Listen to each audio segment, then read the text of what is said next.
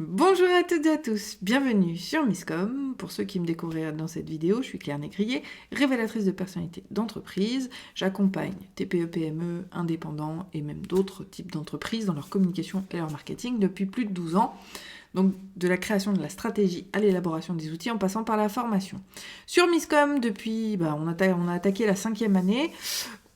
Je vous invite, par la vulgarisation de mon métier, à comprendre, connaître un petit peu les tenants, les aboutissants, ce que vous pouvez faire et essayer d'améliorer vos pratiques en communication ou vous encourager à les sous-traiter pour que ce soit professionnel. Parce que j'ai toujours eu un déchirement au cœur quand je voyais des entrepreneurs qui tentaient de le faire par eux-mêmes, qui le faisaient de la mauvaise manière et qui forcément coulaient leur entreprise. Parce que oui, à terme, une mauvaise communication coule les entreprises.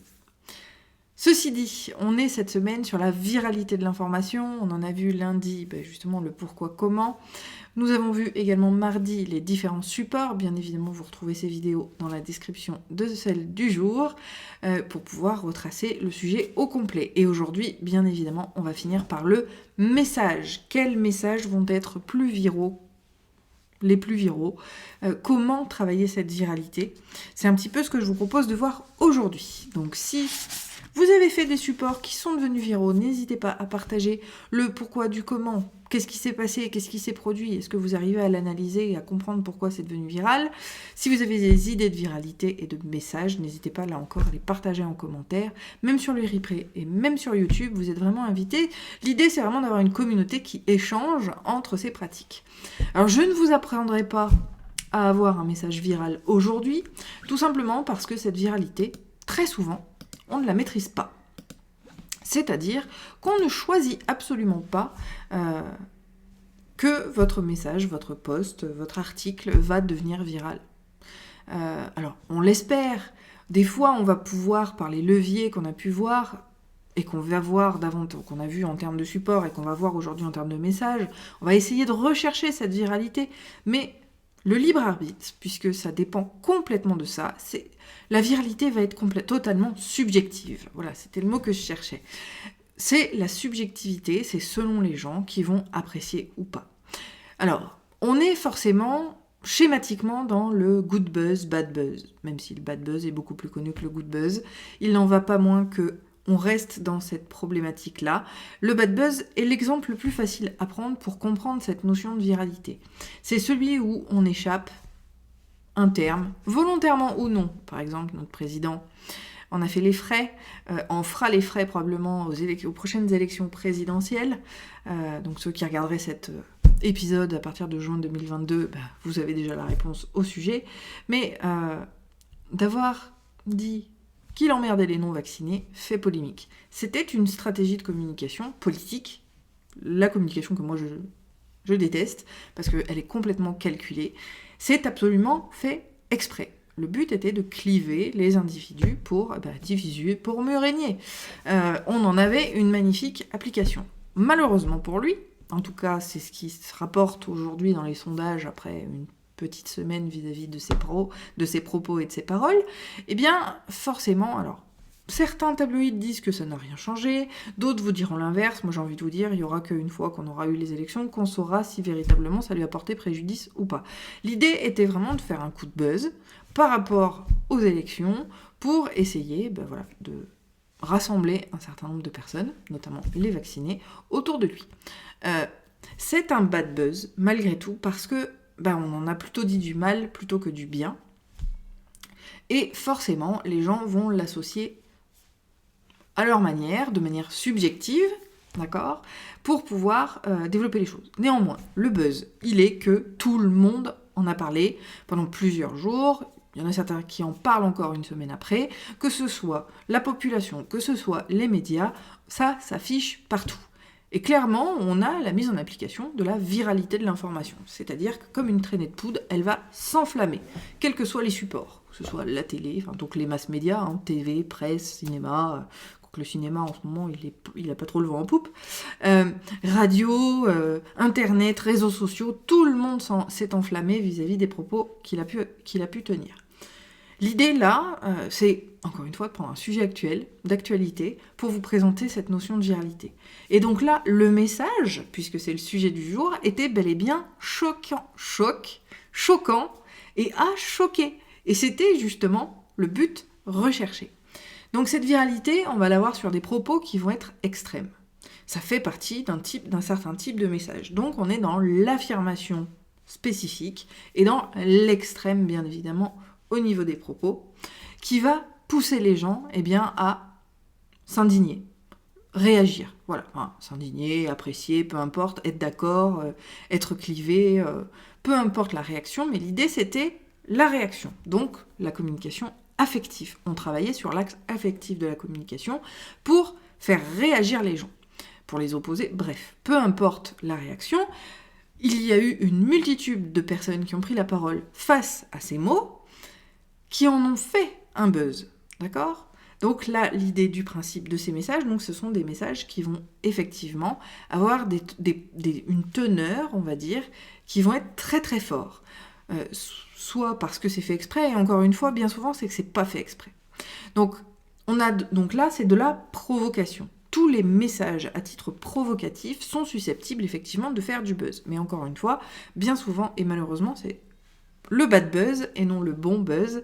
Résultat des courses, ça peut vous nuire. Donc l'idée et le principe sur Miscom, c'est bien évidemment de vous apporter véritablement quelque chose d'opportun et de positif vis-à-vis de votre entreprise. Donc on va laisser les bad buzz de côté et on va parler des good buzz. Sur les good buzz, effectivement, vous aurez des affirmations qui peuvent être un élan ou une réalité, des prises de conscience. Voilà, un message qui a vocation de faire prendre conscience aux gens quelque chose peut avoir une notion de viralité très intéressante et très importante.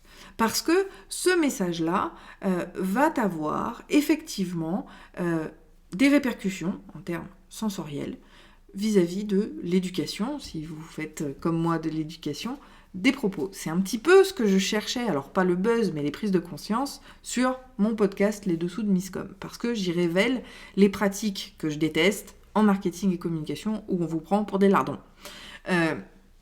Malgré tout, ces messages vont avoir cette notion de viralité. Bien évidemment, on en a brièvement parlé en début de semaine, l'humour et les messages plus ou moins chocs, mais toujours dans l'humour et le décalé et la caricature, va là aussi avoir une notion de viralité très importante. Donc tout ce que vous pourriez mettre, qui va être dans l'illustration, je dirais même dans l'image, parce que simplement des infographies dans votre domaine, parce qu'elles apportent des points ultra précis, va pouvoir gagner en viralité aussi. Donc tout ce qui va être des formats très courts, là encore, en termes de messages, et chiffré, en tout cas avec de la donnée, va avoir cette notion de viralité. Encore une fois, la viralité, on la voit comme good buzz, bad buzz, comme je le disais, alors je vous donne des grands principes, en parlant de la provocation, en parlant de l'humour, parce que c'est ceux que vous allez pouvoir rencontrer le plus souvent. D'accord, je vous ai parlé du président, moi il y a une page Papa Chouche dont je suis fan, qui publie régulièrement ce type d'informations. Vous avez aussi, toutes les pages satiriques sont susceptibles de faire des buzz, de toute façon. Donc en termes de messages, en fonction de l'importance où les gens vont se sentir concernés par la publication, qu'elle soit sur les réseaux sociaux, qu'elle soit papier, qu'elle soit sur un site web, une publication, c'est la mise en avant d'un message. Cette publication va avoir cet effet viral ou non. Donc les autres messages, comme je le disais, qui vont avoir aussi une certaine viralité, ça va être tout ce qui va être récapitulatif, explicatif. Une image vaut 1000 mots, et quelque chose dans votre domaine d'activité qui est pratico-pratique et qui va venir répondre en un coup d'œil à une véritable question de votre audience, devrait en tout cas gagner en viralité. Tout simplement parce qu'il y a le côté court, il y a le côté visuel, et surtout il y a le côté réponse réelle à problématiques réelles. Il faut arrêter, vous le savez, j'ai fait une semaine dédiée sur fucking avatar. Parce que les avatars, c'est bullshit. Ça ne sert à rien, si ce n'est pour les financeurs quand on en a besoin.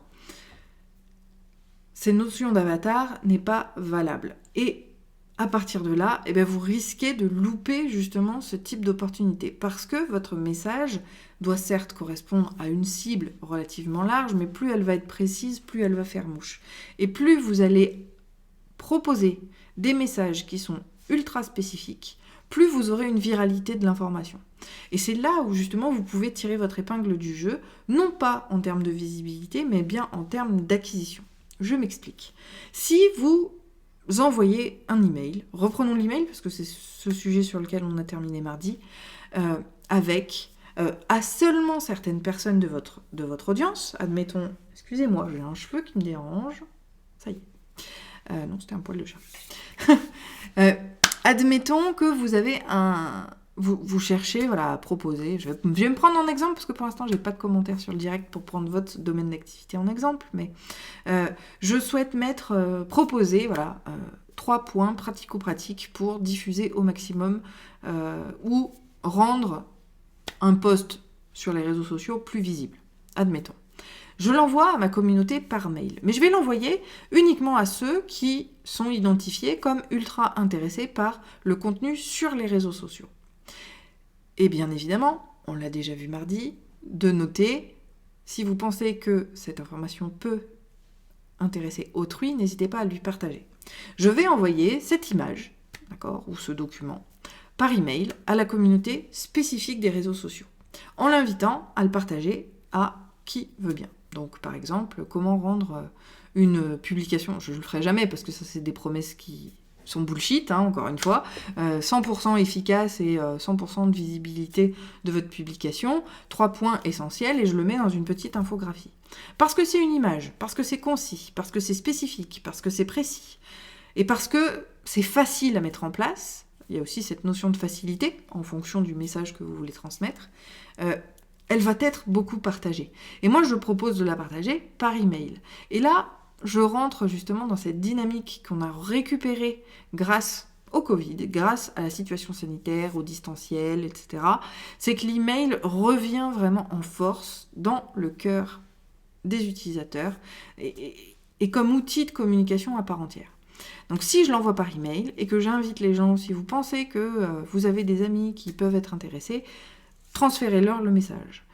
Et finalement, on va se retrouver avec beaucoup plus de visibilité de son post qu'on aurait pu le faire sur les réseaux sociaux par exemple. L'avantage de l'email, c'est qu'il n'y a pas d'algorithme. La seule chose à faire, c'est effectivement d'avoir des messages qui vont dépasser les filtres anti-spam des fournisseurs d'accès. Ça, c'est une réelle stratégie à opter. On en parlera probablement prochainement, mais le principe est là. Donc l'idée vraiment, c'est de trouver un message pratico-pratique qui soit une réponse efficace à une réelle question de votre communauté. Encore une fois, c'est ça que je vous l'ai dit tout à l'heure, le biais de confirmation. Vous vous dites que votre cible a besoin de ça. Non, ça ne veut pas dire que c'est réel. Et c'est là souvent qu'on se plante et qu'on crée des produits ou des services qui n'ont aucun succès. Parce que on pense que les autres ont besoin. Non, ce qu'il faut, c'est leur poser la question. Et il ne faut pas leur poser la question de l'intérêt, mais bien de l'investissement possible. Parce que sinon, on se retrouve là encore avec des gens qui vont dire « oui, ça m'intéresse », mais comme on n'avait pas dit que c'était quelque chose de financier, qu'il n'y avait pas un échange monétaire à côté, il n'y aura pas d'inscription, par exemple.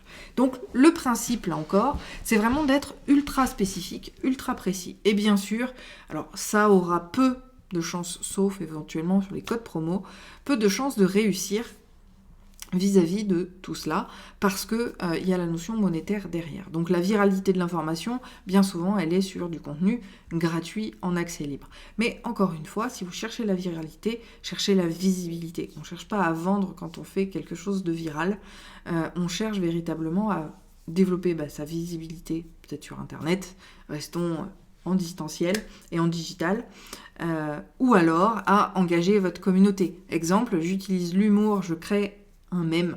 Allez, utilisons des outils qui sont en ce moment qui ont le vent en poupe. Créer un mème qui vraiment développe l'engagement de votre communauté et on aura cette notion de viralité puisque c'est justement ce qu'on appelle ce qu'on trace sur l'algorithme, etc., la portée des publications, c'est cette notion de viralité. Donc, vous aurez bien évidemment beaucoup plus de visibilité quand vos messages sont courts, brefs, concis, avec humour ou pas, mais en tout cas très visuel, très didactique et très court. Ça reste l'essentiel et l'élémentaire pour pouvoir effectivement travailler sur la viralité de votre contenu.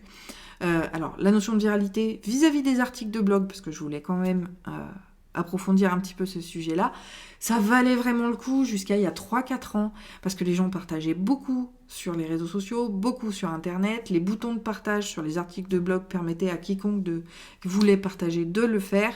Maintenant, aujourd'hui, ce n'est plus le cas, les gens ne partagent plus, ou en tout cas plus autant qu'avant, sur les réseaux sociaux, donc vous ne pouvez pas attendre de votre communauté qu'elle partage, même si vous incitez le message, parce que aujourd'hui, on est très auto-centré, surtout sur les réseaux sociaux, et donc les gens vont garder déjà l'information pour eux parce qu'ils n'ont pas envie de la partager, mais en plus de ça, ils vont pas y penser parce qu'on est trop auto-centré aujourd'hui sur les réseaux sociaux. Donc essayez peut-être de travailler sur la viralité des supports plutôt papier, plutôt réels plutôt que digitaux. Peut-être que là, vous aurez davantage de viralité dans vos messages et dans vos supports.